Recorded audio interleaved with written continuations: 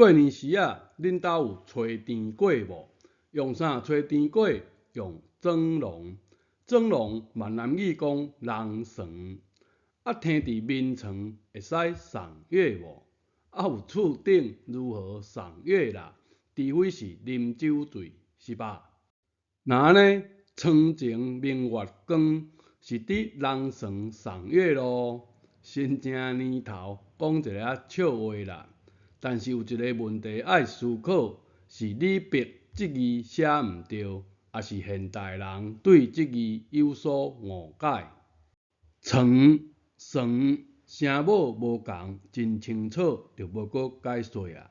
人床写这字床，这字床将热将壮省，壮意声，水蒸气的壮的意思。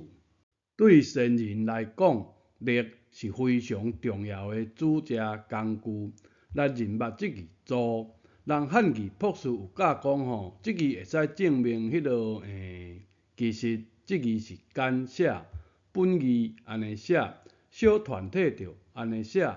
这字和强其实无半点的关系，是为热称出来的水蒸气。看小团体有像是水蒸气，是吧？为热称出来的水蒸气，甲人床内底的甜粿吹互熄。以阮阿母的习惯，即天拄好是12月24，吹好甜粿，规间灶骹已经庆烟庆规工，就叫我爬上灶头，查甫的才会使踏上灶哦。清洗规年无洗较悬的壁角顶顶，用甜粿拜天公，叩答天恩，国泰民安。